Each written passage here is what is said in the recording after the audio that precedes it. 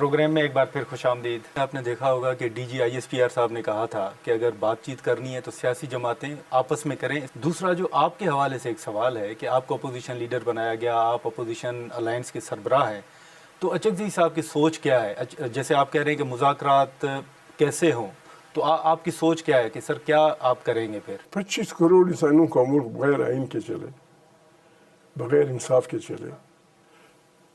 یعنی حالت اب یہ ہو گئی ہے, اگر کسی ضلع کا آدمی خدا نخواستہ کسی ڈویژن کا آدمی اپنے ساتھ ہونے والی زیادتی کی شکایت کرنے, جو ہمارے دفاتر ہیں ڈسٹرکٹ ڈپٹی کمشنر کا, کمشنر کا, فلانا کا, جب وہ وہاں جاتا ہے تو جن لوگوں کے خلاف وہ شکایت کرنا چاہتا ہے وہ وہاں معزز مہمان کی حیثیت سے بیٹھے رہتے ہیں. اس دفتر میں وہ معزز ہوتے ہیں. غریب آدمی کہاں جائے گا؟ دنیا میں انسان ہر چیز میں گزارا کر سکتا ہے, بے انصافی میں گزارا مشکل ہو جاتا ہے. بے انصافی اور اس قسم کی بے انصافی, ابھی تو خدا نخواستہ میں تو یہ فکرے استعمال کرتے ہوئے مجھے شرم بھی آتی ہے. خدا نخواستہ ہماری حالت یہ ہو گئی ہے, جج بھی برا مانیں گے, پتہ نہیں لوگ بھی برا مانیں گے, اگر کسی غریب کی ڈیو اپالوجی ناموس پہ بھی پیسے والے نے دعویٰ کر دیا وہ جیت جائے گا. وہ چیختا رہے گا کہ بابا خدا کو مانو, میرے گواہ ہیں, عالم میرے گواہ ہیں, دنیا میری گواہ ہے کہ میری شادی ایسی ہوئی. کہتے ہیں نہیں ہوئی, یہ کیسے پھر چلے؟ لوگوں کے لیے کون سا راستہ چھوڑیں؟ تو سر پھر آپ کے پاس کون سا راستہ ہے؟ اگر مذاکرات نہیں تو پھر کیا سڑکوں پہ نکلیں گے؟ نہیں, مذاکرات سیدھی بات ہے. مذاکرات یہ ہیں جن لوگوں کے ساتھ ہم بات کر رہے ہیں یا جو لوگ ان کو سپورٹ کر رہے ہیں بیہائنڈ دی سین, انہیں ہم کیا یہ ہم کوئی کیلکولس ٹریگنومیٹری یا جیومیٹری کا خطرناک مسئلہ پیش نہیں کر رہے ہیں. ہم کہتے ہیں آئین ہونا چاہیے, اور ہم سب انڈر اوتھ ہیں, ہم نے اوتھ لیا ہے آئین کا. ہم صرف یہ کہتے ہیں کہ خدا کو مانو. جس آدمی نے جس ادارے نے اس آئین کی دفاع کا, اس آئین کو رسپیکٹ دینے کا, اس آئین کو اوپر رکھنے کا اوتھ لیا, مہربانی کریں اپنے اوتھ کا احترام کریں.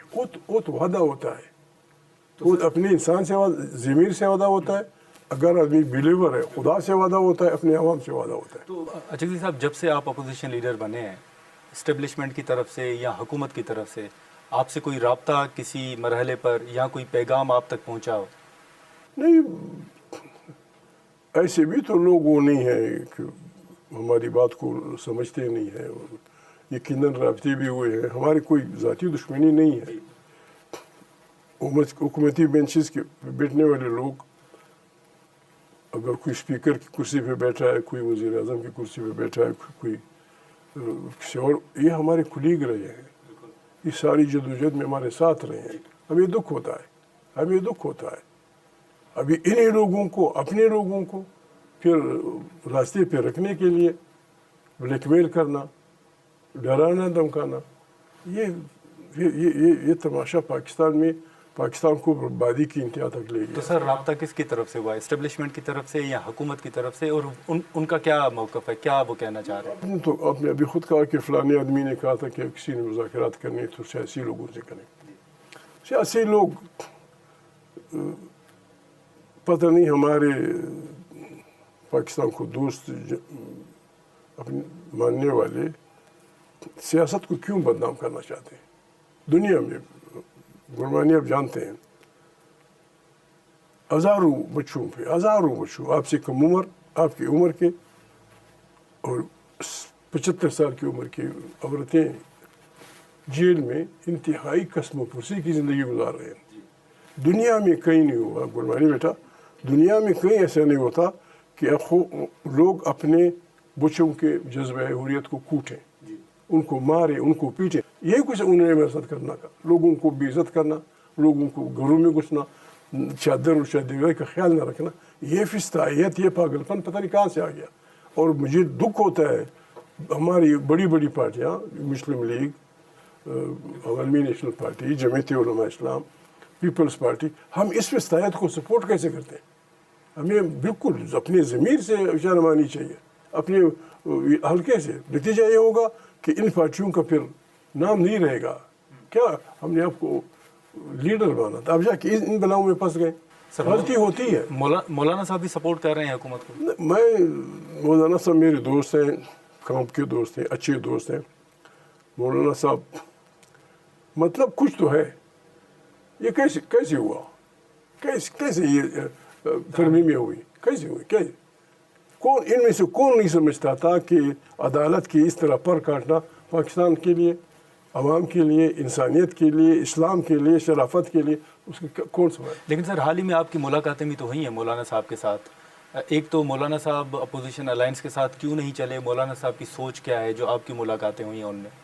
مولانا صاحب کو کیوں نہیں چلتے یا کیوں نہیں چلے، اس وقت ان سے متوجہ ہوگا. ہمارے دوست ہیں، ہمارے ساتھی رہے ہیں. ہم کوشش کر رہے ہیں کہ ہم سب بسم اللہ کر کے بیٹھ جائیں. نہیں ہے مشکل، نہیں ہے مشکل، کون سا مشکل کام ہے. اسمبلیاں کبھی کبھی پلٹتا ہوں آئین، کبھی کبھی ایسی ورقگردانی کرتا ہوں، 3 4 5 بس یہ کام پارلیمنٹ کا رہ گیا ہے. فلانے سن سے لے کر فلانے سن تک ایوب کے دور میں جو کچھ ہوا ہے، یہ پارلیمنٹ حکم صادر فرماتی ہے کہ اس کی کوئی پوچھ گچھ نہیں ہوئی. پھر فلانے کے ٹائم میں ضیاء الحق، اس کی کوئی پوچھ گچھ نہیں ہوئی. تو پھر کس چیز کی پوچھ گچھ ہوگی؟ اس غریب آدمی کی جو ہیرون کا مریض ہے، وہ ایک 5 کلو ٹین چوری کرتا ہے، اس کی پوچھ گچھ ہوگی؟ اس کو آپ جیل ڈالیں گے. مجبور و مقہور آدمی کو پتہ نہیں ہے قربانی ہمارا ملک کہاں چلا گیا ہے. لیکن اچک جی صاحب، ملک کے اندر جیسے میں نے شروع میں بھی آپ کے سامنے سوال رکھا، بات یہ ہو رہی ہے کہ اچک جی صاحب تحریک چلائیں گے یا اچک جی صاحب مذاکرات کریں گے. آپ کیا کرنے جا رہے ہیں سر بطور اپوزیشن لیڈر؟ کیا کرنے جا رہے ہیں؟ دنیا میں کشمکش کے دوران ریزسٹنس بھی ہوتی ہے، مذاکرات بھی ہوتے ہیں. معنی خیز مذاکرات ہر وقت، معنی خیز مذاکرات ہر وقت جہاں بھی ہوں گے ہم اس کے لیے تیار ہیں. اور ہم کوئی بری وہ نہیں مانگ رہے. ہم کہتے ہیں بسم اللہ. الیکشن جو جیتا ہے، یعنی اب اندازہ لگائیں، بالکل اپنے وطن ہونے کی وہ فارمولہ بدل دیا ہے کہ جو آدمی بکتا ہے وہ اچھا پاکستان. مذاکرات کے حوالے سے اسپیکر صاحب تو کہتے ہیں کہ کمیٹی موجود ہے.